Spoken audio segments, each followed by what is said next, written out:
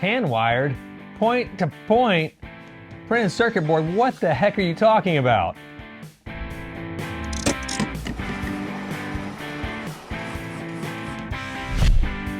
It's me, Baxter. And me, Jonathan. And me, Sean, again. Oh my God. It's another thruple has landed Feels on me.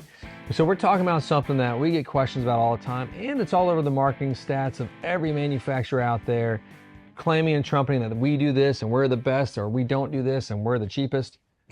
That's what I say about my dentist. We're the worst in the industry. Well, my dentist is great, but it's like, But hey. I'm not gonna say his name because he's mad every time I do it. But I was like, hey, he's not good, but he's cheap.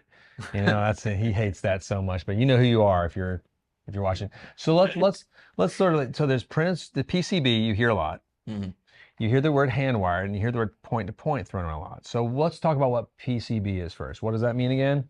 Printed circuit Panama board. City Beach. Oh, no. Yeah, I printed like circuit that boards. way more. Printed circuit boards. By God. So yeah, so everything is mounted to a pre-designed circuit board. Yep. It's pretty basic there. Everybody sort of understands that. Almost all the amplifiers out there in the tube and the non-tube market, obviously non-tube, are made of this technique. Yeah. I'd say 90% Yeah. are made in this Like your technique. pedals. I'd say the majority of the amps that people are probably able to play, for the most part, any guitar store you walk into, it's PCB. Even our shop, you know, we got a ton of Yes. Fender, you know, Hot just rods, reissues, all that good stuff. Hot Deluxe rods. Reverb, the Princetons, they're printed circuit boards. Yep. The new Falcons from Gibson, that's tricky. We'll get to that in a minute, but there's a PCB in there. But so the advantages of these are they're cost effective, they're precise and consistent, they're easier to mass produce, thus making it cheaper to the end user there. So what are the disadvantages of these? Well, I've heard through the grapevine of people on the internet. That's right, the internet. Obviously, very knowledgeable. Very knowledgeable. Everybody on the internet I'll is give you actually a professional. They're a genius. Apparently, these circuit boards will get cooked from time to time, though. Well, from what I understand, right, it is all about the design. There's a lot of even the nicer, like what we think of as sort of boutique or like semi-boutique or whatever, higher end amp companies are using some parts of printed circuit boards at this point, right? So if it's a bad design and maybe like the tubes are mounted to the circuit board, or like they're in a bad place for like there's not I forget the word because I don't know anything about amp maintenance, really heat shrinkage, is that a thing?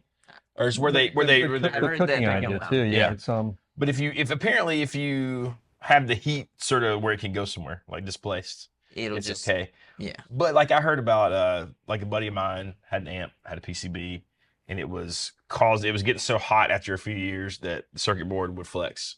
And then of course those little traces where the solder is Well, see are that apart, you know what I mean? that sounds I get that. logical to me. I can Yeah, see it. I get that, You know, you know? because we've all touched our amp and been like, damn, that's pretty hot. You know, you can only imagine if you put your hand straight to the source. Well, the probably idea is much like hotter it is. once they're somewhat repairable, but not really. Once think- they yeah. break, they're kind of broken. Usually, Right.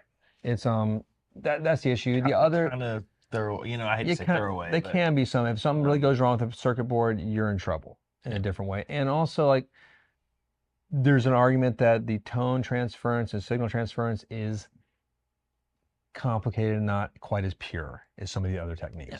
We'll get into a bit. So that's maybe the disadvantages. Yeah. But they come with a lot of advantages because they're Advantages. more affordable. There you go. I was gonna say affordable, really good sounding still. I think. I play a lot of handwired, I mean not handwired, but PCB board. But then this is the trick. This is why it's confusing because let's go in the most confusing one right now, handwired. So handwired involves the assembling of the components. by hand. I mean, some people. my God. So like this is the confusion part. Some would say like without a circuit board, but that's not really true. So it's just putting it together by hand. So I feel like it used to be without a circuit it board. did used to But be. we're in this weird hybrid. Everything costs $1 billion, so we use PCB and we hand wire the PCB in, and it's hand wired. Which I don't necessarily love the idea of that. No, because we'll get into like point to point in a minute, which is a different thing. But this is we're still using PCB usually with hand wired. Right. So the advantages of this are going to be it's associated with a higher quality amp build. Right. That's one of the big things. It allows for better signal flow usually, if they're not using a PCB, and sometimes, and it's easier to customize. Yeah. Well, what I was gonna say on that too, in my mind, is there's still something nice to handwired then, because it sounds like maybe there's more thought to where things are placed. Whenever we talk about the heat displacement, all that stuff, right? Like all those points that we brought up with the circuit board heating up and everything. Ideally, a manufacturer, if they're saying it's hand wired, they've kind of thought through some of those things and they fixed them, but it still maybe is running off a PCB. Yeah, now here's the trick though, with like marketing of hand wired now. Yep. I think it's often misleading to where you think you're getting point to point. I agree with that. Well, I think, I feel like this has changed so much lately because I did a video on our channel. It's probably been maybe a few years ago about the 3 differences, right? And there was PCB wasn't really part of the equation in the hand wired. It was just whether it was on the turret board or like, and PCB was literally component to component, which we'll get to in a minute. But now it's this weird hybrid like hand wiring, like you hand wire in, but there are these PCB components. And I don't really love that idea because it sort of reminds me of like old trucks, right? Like you get an old enough truck, you can look in there and know what every sort of piece is. And if it breaks, you're like, oh, I could probably figure this out and fix this, right? Yep. Then you hit this point where there's a few little computery things and you can still fix most of it. I feel like my truck is like an 08, it's in that, late 90s, early 2000s. And now you're screwed. Yes. If you don't have the computer stuff. Yes. Yeah, you got to take it to the dude with the degrees and the little machines, And this is very not on brand for me because personally, I hate computer stuff whenever it's attached to vehicles, whenever it's attached to anything like that. But what I will say whenever it comes to amps, and maybe this is the one thing about them saying hand wired and also having some PCB components, is the consistency of the PCB stuff. You know what I mean? It is good. Consistent. And that's something, it's hard to argue against that because I'll tell you, having played point-to-point things that are truly hand wired, sometimes they're different. There's some issues. There's a lot. Let's dig into what point to point is, and now it's directly there's no PCB involved at all. You got a terminal board instead, and you're wiring it directly to it. So there's none of that computer stuff's involved. It's very old-fashioned, exactly like they did it from the 1960s and 50s, and it really hasn't changed much, except for when you get into modern boutique makers such as Two Rock and Cars, where like where it's a very they've taken those ancient techniques and modernized it with like the best of materials and the highest end and components made just for them, not just buying stuff off the shelf. Now you go into who is a point to point, you got like all the Fender custom shop amps are point to point. There's no circuit boards in there still, which is nice. All the Cars, all the Two Rocks. Now what's the advantage of these? It's extremely moddable, extremely hand built, repairable. Tone wise, there's an argument, and I'd probably hear you can hear it, but it's you can't always hear it. Right. Yeah. That it's better maybe, but it comes with a price, a hefty price too. It does. Well, the hand wired Princeton, I've fallen absolutely in love with. I mean, what's your take on that, especially as gigging? You've gigged with a lot of vintage amps, and a lot of those being point to point. Compared to some of the, I know you've also played a lot of reissues live and stuff like that. Do you feel like in that realm that causes a difference? Is there a reliability thing there? It's so hard to say. In my experience, right, is the number one factor is the room you're in. Because I've had an amp that I just, on Friday night or Thursday night, I was like, man, this is the greatest sound I've ever heard. It's amazing. It's wonderful. It's beautiful. I love it.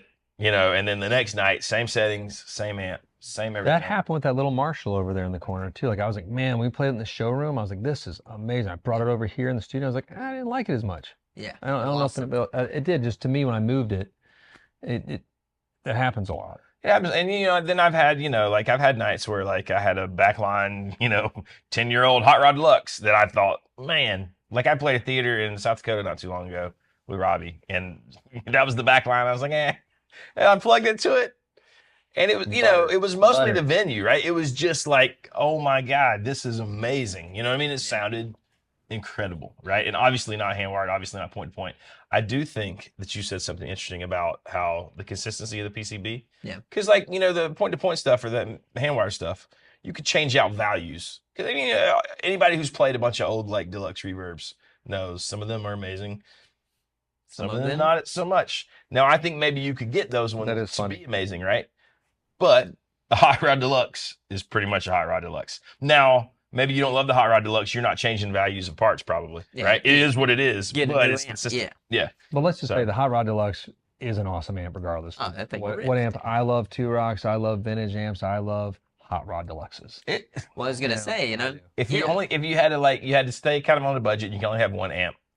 Or the Blues Junior is freaking great. I was gonna say, I think all three of us could agree. Blues Junior or a Hot Rod Deluxe. I'd prefer the High Rod Deluxe, but I could live with Blues Junior. Blues Junior lacquer tweed is the coolest looking thing. I mean, it is cool. You just grab it and go. Yeah, and go with light, but no, it's a tricky battle, and I would say there's a difference too between a regularly gigging and performing musician's needs versus one who's playing in their own living room or bedroom for joy, which is where a lot of my joy now is just playing by myself with an amp. I can sort of take the time to hear those sort of finesse differences. I really enjoy that.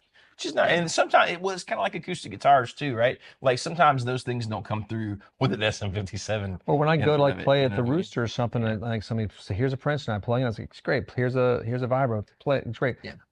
It's a different experience. I can't really hear the finesse because I'm playing with 5 other people. Well, and I was gonna say too, I feel like, and I'll say for lack of a better term, there's some people who would view it as like cork sniffer type vibes that you could get, right? But you've always I've always thought it's really cool. You never care. You just plug in and play. And I think that's another thing to maybe cap onto this video is sometimes it's okay just to plug in and play and enjoy an amp and say, wow, that's magical. Because it's both okay of you to guys enjoy what you enjoy too. Yeah, I've never seen either one of you turn pull up back to my sleeve a little bit. I have the best of the best, a 2-rock Bloomfield, which I love. I also have a Spark Mini, and that's serves its purpose. And then I love all the stuff in between. I like a Champ 20, I think it's a great amp, or those Champ 50 XLs. They're fun. Those are the best little sleeper amp. I know. Whoa, not the GTX one, but the Champ. No, the actual Champ 50. We need to get more of those. That's one of the best sounding transistor non-tube amps. People like play a gig with that. The way, I could too. The waver between that, like the one with all the effects, and the effects is cool and it's tricky. It's like it's fun. A pretty lady with all the tassels on her boobies. Yeah. I said boobies. Oh my God! I know. Canceled. Bingo. I know. I was trying. I just let's get down to brass tacks. Interchanneled my 8th grader in my mind. But no, it's and just enjoy it. Like it doesn't. You don't. Yeah. I love them all. I have a problem. I will say there's a lot of talk of this obviously out there right now with some new product releases. I do think, and this is just like when we see this with like techs and luthiers for guitars.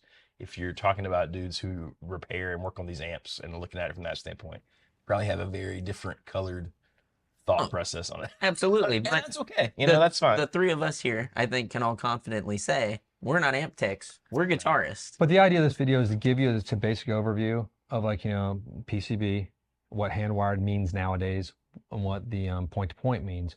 And I will sort of say, as not a controversial thing, but I think there's a lot of misleading advertising with Handwired now. It's transferred. It is true. Is not the same as it used to be. Like it's point-to-point is different.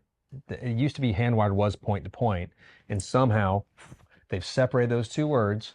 So just beware. And if that matters to you, just check or call us and we'll tell you, man. We know all the answers. There may even be some, stuff that used to be considered Handwired is now considered maybe point-to-point. Because it was if you had turret board stuff, it wasn't point-to-point. It was Handwired, right? Point-to-point is literally supposed to be component to component. My understanding, right? But yeah, it's all. But now you're gonna have some turret boards mixed in there too, and it's. Now that our money's worthless, we have to change things. Now that it can cost, we were talking earlier, it can cost you $100 to take a family of 5 out to Freddy's if you got dessert, and if you have Freddy's, the great burger place. But my family never. We don't spend that. Don't even think about Five Guys. Well, Five Guys. And the Stratosphere. I know. Yeah, that's for the rich meals. Stratosphere. That's not that poor people's shopping center, is it? That's an inside joke. The poor people mall. Thank you. That's what mall. The IHOP and the Five Guys. We've used that for days. Anyway, we're done. Thanks for joining us. Click like, subscribe. Hit the bell. Follow us on X. Peace. Boom. What is We're not there. It's a lie.